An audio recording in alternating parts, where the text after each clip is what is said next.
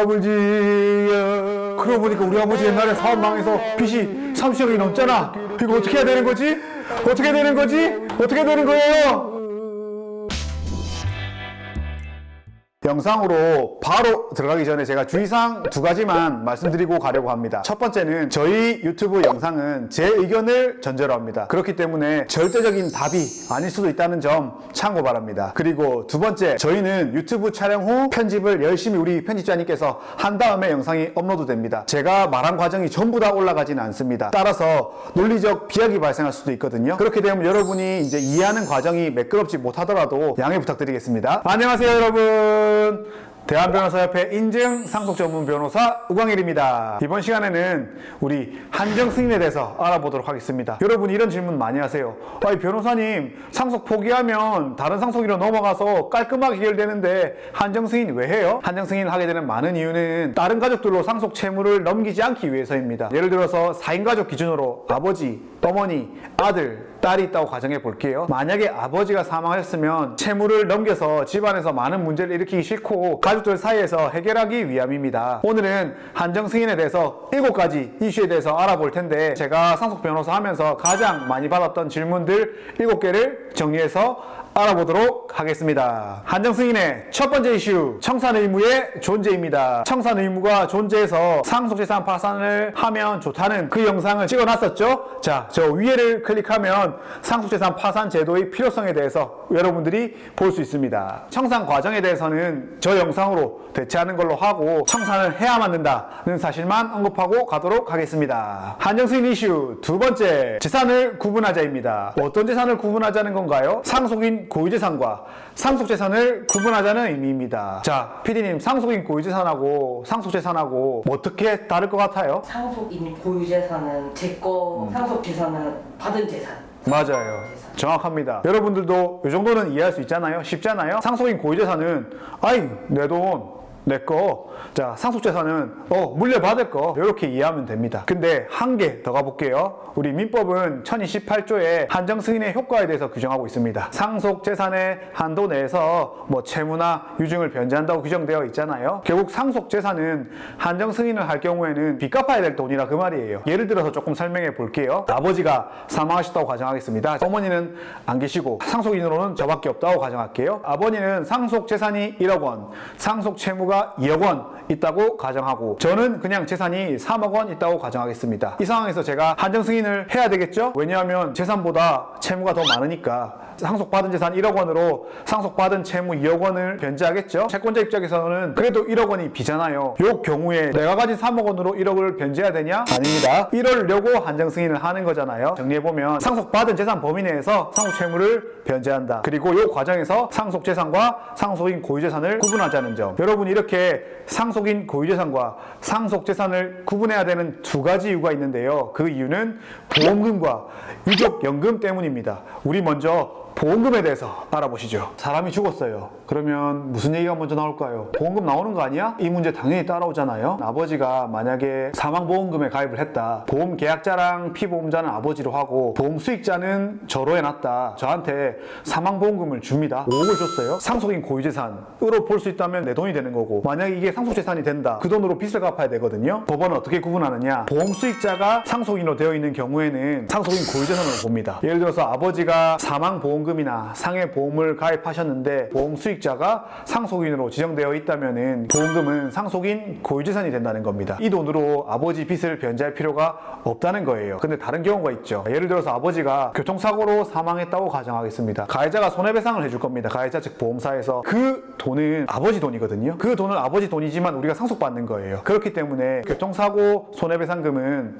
상속재산이 됩니다. 상속재산은 당연히 아버지 채무가 있다면 그 돈은 아버지 채무를 갚아야 되는 돈입니다. 몇 가지에 더 들어볼까요? 아버지가 가입한 보험의 해약 환급금은 누구 돈일까요? 당연히 상속재산입니다. 아버지가 받게 되는 돈이니까. 그 다음에 사망 시 전에 어떤 보험을 가입했고 그 보험에서 나온 진료비, 치료비 같은 거는 상속인 고유재산이 될까요? 아니죠. 그건 누가 봐도 아버지한테 준 거잖아요. 그 돈은 상속재산이 되고 빚을 갚아야 되는 겁니다. 다음으로 유족연금에 대해서 알아볼게요. 여러분, 유족연금은 상속인 고유재산이에요? 상속재산이에요? 애매하죠. 법원은 어떻게 판단하느냐? 유족연금에 대한 법률 규정이 수급권자 등이 사망할 당시 그에 의하여 부양되던 유족들의 생활 향상과 복지 향상을 목적으로 민법과는 다른 법률 규정을 정한 것이라면은 그 유족연금은 상속인 고유재산이 된다고 보고 있습니다. 국민연금 있고요, 군인연금 있고 여러 가지 연금이 있습니다. 이 법률들에 의해서 유족연금을 받게 되는 경우에는 상속인 고유재산이 됩니다. 그러니까 유족연금을 통해서 우리 피상속인의 빚을 갚을 필요는 없게 되는 것이죠. 한정승인 이슈 세 번째, 자동차 점유 확보 문제입니다. 자동차 점유를 왜 확보해야 되냐? 당연히 여러분 청산을 하기 위해서입니다. 피상속인 재산 목록을 보니까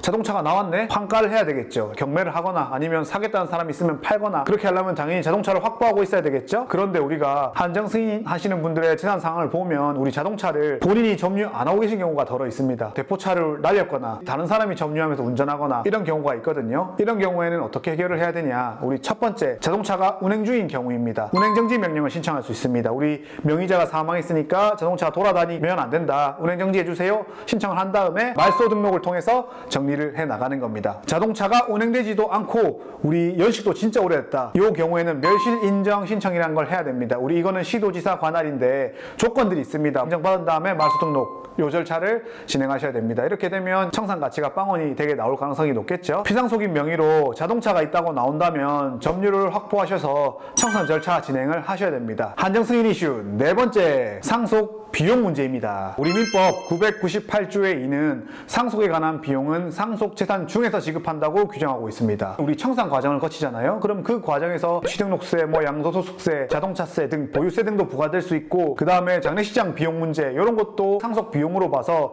상속재산 중에서 지급할 수 있냐가 문제됩니다. 먼저 취득세 등록세부터 보겠습니다. 대법원은 취득세 등록세의 경우는 상속 비용으로 공제되지 않는다는 입장입니다. 제가 실무상 많이 해보니까 부동산 같은 경우는 채권자들이 경매하거든요. 근데 경매 전에 우리 상속인들 명의로 대의등기를 해요. 대의등기할 때 취등록세 발생하잖아요. 자기들이 먼저 냅니다. 그리고 그 낸 비용 자체를 집행비용에 산입시킵니다. 영순위로 집행비용까지 포함시켜서 받고 마무리되게 됩니다. 그런데 부동산 같은 경우에는 경매 안 할 수도 있고, 원칙적으로는 우리 상속인들한테 취등록세 납세 의무가 있으니까 그런 위험이 존재한다는 점 알고 계셔야 됩니다. 다음으로 양도소득세 알아보겠습니다. 아니, 한정승인했는데 무슨 양도소득세냐 할 수 있어요. 어떨 때냐면 사망한 시점이 있고 이때부터 상속받은 걸로 보잖아요. 청산하는데 시간이 2년 3년 걸렸어요. 근데 그 사이에 시가가 올랐어요. 상속 개시 당시 시가하고 청산 시가하고 차이가 생기잖아요. 차이에 대해서는 또 양도소득세가 부과됩니다. 대법원은 부과 자체는 적법하다는 입장입니다. 양도소득세는 상속 비용에 해당하므로 상속재산에서 지급해야 된다는 입장이거든요. 그런데 만약 여러분 재산에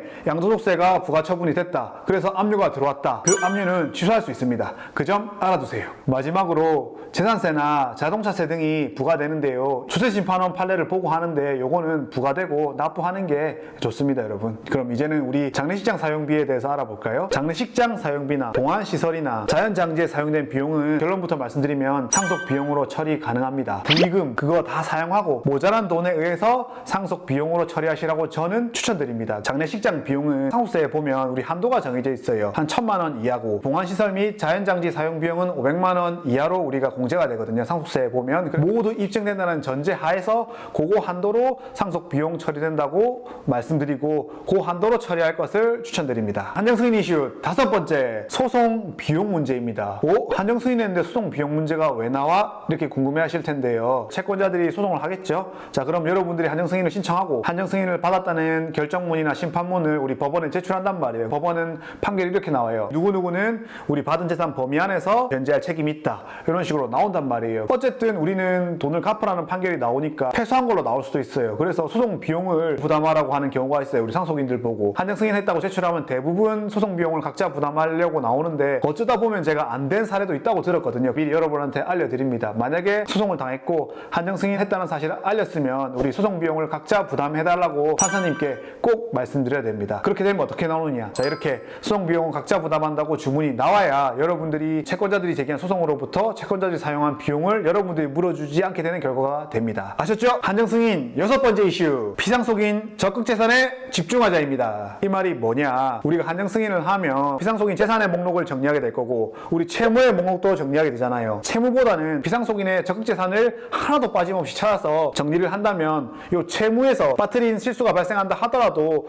우리 한정승인의 효력에 대해서는 별 지장이 없을 거라고 저는 생각합니다. 그러니까 여러분이 한정승인을 하셨다면 빚보다는 우리 재산에 집중하자는 취지입니다. 한정승인 이슈 7번째, 상속재산 파산을 해도 어렵다입니다. 제가 첫 번째 이슈에서 상속재산 파산의 필요성에 대해서 말씀드렸잖아요. 그런데 상속재산 파산을 하면 너무 쉽나? 바로 되나? 오해하실까봐 7번째 이슈로 상속재산 파산의 어려움을 R자로 뽑았습니다. 상속재산 파산의 어려움에 대해서는 저 위에를 클릭하면 볼 수 있습니다. 오늘은 한정승인에 대해서 7가지 이슈에 대해서 알아봤습니다. PD님, 한정승인 간단해요? 아니면 뭐 알게 많나요? 너무 많아요. 네, 여러분이 생각하는 것보다 한정승인하게 되면 일이 커집니다. 앞으로 이런 어려움들이 닥쳐올 수 있다, 청산도 해야 된다, 청산하는 과정에서 어려울 수 있다, 이런 점 미리 파악하시고 진행하시면 훨씬 나으니까 이 영상 참고해서 한정승인 진행하시기 바라겠습니다. 다음 시간에 또 뵙겠습니다.